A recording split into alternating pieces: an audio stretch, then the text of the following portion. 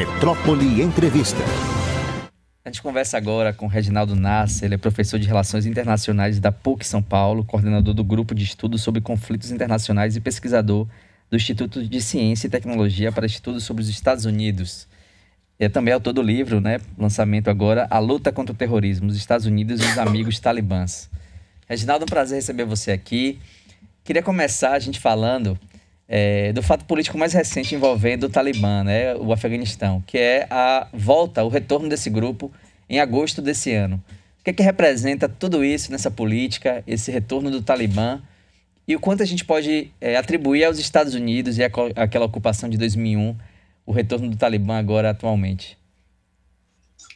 Boa tarde a todos e a todas, o prazer estar aqui falando com vocês.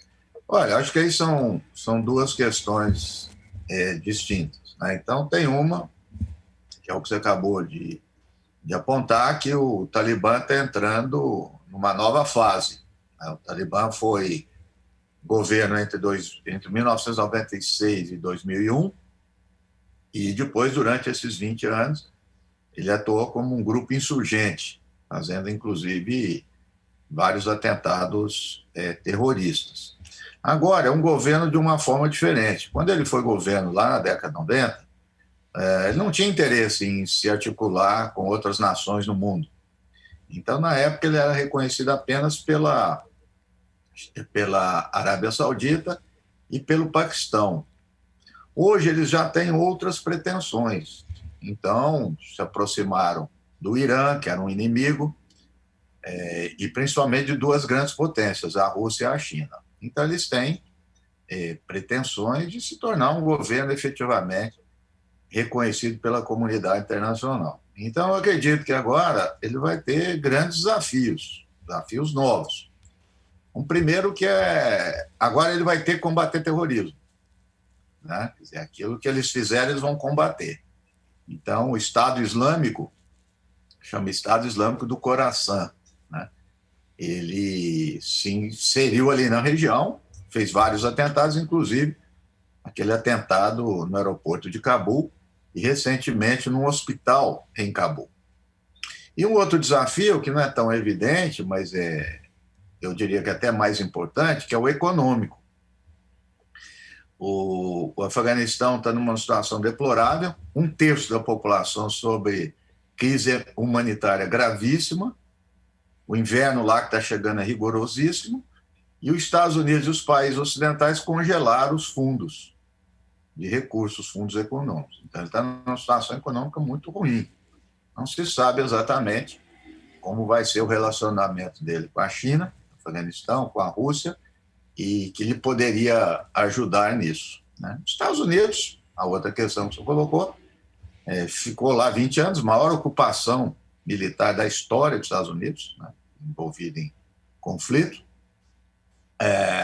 Não conseguiu o intento que era trocar, né, o governo e trazer estabilidade ao Afeganistão, e se retiraram. Quer dizer, gastaram 2 trilhões de dólares só lá no Afeganistão, e no livro eu comento que não é só, a gente às vezes fala gastou, né, da imagem que esse dinheiro se dissipou. Foi para alguém, né?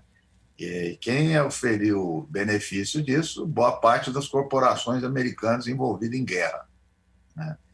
E os Estados Unidos se retirou sem grandes questões. Em 20 anos morreram 2.500 americanos só por um envolvimento desse. E, portanto, deixou o país numa situação deplorável, mais de 300 mil mortos, 1,5 milhão de refugiados e crise econômica. Reginaldo, logo quando o Talibã retornou, a gente viu na política interna americana uma tentativa de atribuir isso, pelo menos partindo dos republicanos, inclusive a figura do George Bush, que iniciou essa ocupação, atribuir a Biden e aos democratas um erro nesse processo. Você já comentou isso, já falou sobre que não há, embora tenha essa disputa política, não há efetivamente um erro dos democratas que recém assumiram com Biden, mas sim todo um processo desses 20 anos. Eu queria que você comentasse um pouco onde é que é a falha e esse ganho político que os republicanos tentam atribuir aos democratas. Sem dúvida. Veja só, eu tenho várias críticas ao governo dos democratas em geral e do Biden em particular, mas o primeiro é que quem iniciou, quem levou adiante esse processo de negociação com o Talibã foi o Trump. Inclusive, o título do meu livro, Os Amigos, Estados Unidos e seus amigos talibãs, as pessoas se equivocam, pensam que é da década de 90. E é um equívoco que não tinha nem Talibã. Eu vi muita gente dizendo, os Estados Unidos apoiou o Talibã. Nunca apoiou. Alguns membros do Talibã que participavam da resistência à União Soviética que tiveram contato com os Estados Unidos. Mas o Talibã foi formado em 94. Os Estados Unidos não estavam mais lá. Então, os amigos talibãs é o amigo do Trump. O Trump entrou no governo, disse que queria sair, não ia ficar mais lá, e abriu as negociações em Doha. E preparou todo esse caminho. Então, quando o Biden entra, em janeiro de 2001, os Estados Unidos tinham apenas 2.500 tropas no Afeganistão, não tinha mais nada. Então, isso já foi deixado como herança do Trump. Aproveitar essa circunstância que foi um desastre, o que aconteceu em Cabul, né? E passaram a fazer crítica ao Biden, né? E ganharam grandes proporções. E a questão de Cabul também, Cabul não é o Afeganistão, né? Então, inclusive, lá no Afeganistão, costumava-se dizer que o presidente do Afeganistão eles chamavam de prefeito de Cabul, porque Cabul é uma coisa muito diferente, tem mais visibilidade, porque é capital, né? Então, na verdade, a retirada já tinha ocorrido há muito tempo, boa parte da retirada, né? Deu grande visibilidade para Cabul e aquilo ganhou uma grande proporção para criticar Biden, que pegou 5, 6 meses, né, de um processo de 20 anos. Como você disse, iniciou com o Bush, né, 8 anos com Bush, 8 anos com Obama, e há que se ser justo com o Biden, e eu registro no livro, quando ele era vice do Obama, no grupo deles, o que mais era favorável à retirada, a não ocupar o Afeganistão, era o Biden. Então, nessa história aí, o Biden é o mais coerente e que teve menos responsabilidade por isso que aconteceu e está acontecendo no Afeganistão. A gente está conversando com o Reginaldo Nasser, autor do livro A Luta contra o Terrorismo nos Estados Unidos e os Amigos Talibã. Reginaldo, uma outra questão também é que nesses 20 anos os interesses dos americanos mudaram profundamente. A gente começa ali o início do século 2001 com a pauta do terrorismo como algo muito forte, muito centrado ali na política internacional americana, mas em outro momento tem o crescimento da China, outras disputas no polo econômico, e parece que os americanos deslocaram essa zona de interesse. O próprio Talibã ficou ali, o Afeganistão ficou ali restrito a um segundo plano. Isso muda bastante. Eu queria que você analisasse o quanto isso também acaba contribuindo para, nesse vácuo, um grupo como o Talibã conseguisse crescer e retomar o poder no Afeganistão. Sim, essa avaliação que você colocou é uma avaliação do setor estratégico norte-americano, vai além de republicano e democrata. Então, já durante lá o segundo mandato do Obama, Pentágono, Secretaria de Defesa, né, veio chamando a atenção para essa disputa com a China, disputa mesmo com a Rússia, no Oriente Médio, né? A Rússia passou a ter uma grande relevância no Oriente Médio, era praticamente ausente desde a União Soviética. Então, começaram a avaliar que essa luta com o terrorismo estava ingrata, né? Não estava levando a lugar nenhum, inclusive com a questão do Talibã, e passaram a olhar para a coisa da China. O Biden fala isso explicitamente. Na justificativa do Biden, em abril, ele dá a declaração dizendo que os Estados Unidos vai sair, sem pré-condições, já está definido. E nesse discurso importante de abril, ele menciona a China. Ele fala, vamos voltar para as disputas, né, de grande potência, área tecnológica, comercial, geopolítica com a China. Mas a questão do terrorismo, ele é uma boa desculpa para tudo, né? Os Estados Unidos ainda dedicam um orçamento gigantesco para combater o terrorismo. E morre por ano 60 americanos por terrorismo, sendo que 80% deles é de extrema-direita dentro dos Estados Unidos. Então, se você olhar de fato, o terrorismo não tem relevância nenhuma para os Estados Unidos, mas ele é um bom subterfúgio quando precisa de ações militares. Então, em princípio, ele saiu, mas ele fica ali ao lado. Eles recorrem a qualquer momento, quer dizer, eventualmente um ataque a uma embaixada, algum atentado localizado, os Estados Unidos vai tornar isso uma grande questão para justificar o orçamento, porque isso afeta as pessoas, né? Afeta psicologicamente os americanos, né? E em relação a isso, ninguém se opõe a aumentar o orçamento de defesa. Os Estados Unidos mantêm, desde o 11 de setembro, um sistema de vigilância, né, eletrônica, em redes, etc., que é herança do 11 de setembro. Foi denunciado pelo Assange, foi denunciado, sobretudo, pelo Snowden. E essa máquina está aí, intacta. A outra herança também que não muda, e não é só nos Estados Unidos, é o sistema jurídico, voltado para quem não é americano. Cheio de excepcionalidades. A forma como se lida com imigrantes e refugiados. Não foi só com Trump, assistimos cenas lamentáveis, né, das forças norte-americanas a cavalo expulsando os haitianos. Então, apesar do terrorismo não aparecer ali na agenda como principal tópico, o estado de espírito, vamos dizer assim, o estado de ânimo, ainda é muito, muito presente essas justificativas de combate ao terrorismo. Eu citei migrante e refugiado, é óbvio que migrante e refugiado não tem absolutamente nada a ver com o terrorismo, eles são vítimas do terrorismo. A gente sabe disso. Mas isso é usado demagogicamente. Então, há uma reserva aí de discurso pronta para fazer a crítica ao terrorismo e justificar ações despropositadas. Você citou um fato muito interessante, que é essa onda de imigração, e quando o Talibã foi se aproximando da capital, Cabul, a gente viu imagens lamentáveis das pessoas fugindo, inclusive tentando tomar de qualquer jeito um avião para conseguir fugir ali de Cabul, ocupada pelo Talibã. A gente sabe que essa questão da imigração em países tanto europeus quanto ali próximos no Oriente Médio é sempre muito complicada. A gente viveu a situação da Síria também, onde várias portas foram fechadas. Foi uma crise humanitária em relação a receber esses imigrantes.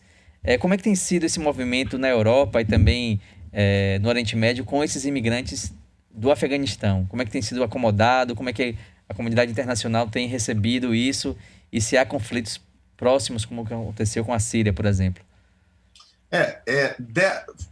Houve alguns momentos de crise de refugiados afegãos muito mais grave do que essa. A primeira, lá na década de 90, com o Talibã no poder, porque o Afeganistão... Então, primeiro lá a expulsão dos soviéticos, uma guerra violentíssima, mais de 1 milhão de mortos para expulsar os soviéticos. Depois houve guerra civil, que também teve onda de refugiados. Depois o governo Talibã. Depois, durante o processo de ocupação norte-americana, também continuou um êxodo muito grande de refugiados e que vão para a região. A parte pequena é importante, mas a parte pequena é que ganha registro, que é para a Europa, um pouco para os Estados Unidos. E agora, comparado com essas outras ondas, ela é bem menor, porque atingiu mais grupos sociais de classe média alta, que moram nas cidades. E o Afeganistão é um país rural. 85% da população do Afeganistão é rural. Um negócio que diz todo o mundo inteiro. Então, é importante estar atento ao que aconteceu com eles, sem dúvida, por um sentimento humanitário, mas repito que, em termos de quantidade, ele é menor. Então, ainda não teve tanto impacto. O que pode ter agora, que eu mencionei, é o refugiado por fome, frio, fome, né? Que, infelizmente, juridicamente, não é considerado refúgio, né? Isso é uma grande discussão. Porque o refúgio você tem que ter uma perseguição, você tem que ter um grupo político sendo perseguido, um governo, etc. a fome, questão ambiental, frio, deslocamento, mas não refúgio. Então, o termo melhor é deslocamento forçado, que as pessoas ou são forçadas por violência perpetuada por homens ou pela violência das condições sociais e econômicas.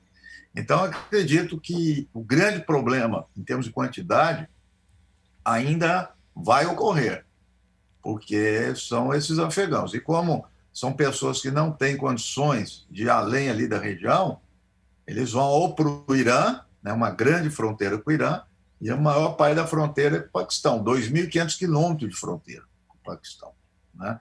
Então, os países que mais recebem, que mais sofrem a crise, é sempre o país regional. O caso da Síria foi Líbano, Turquia, e, claro, aquele que vai para a Europa é o que ganha mais a dimensão de chamar a atenção do mundo, porque está lá na Europa, que é o caso agora de sírios que estão numa situação lamentável entre a Polônia e Belarus, né?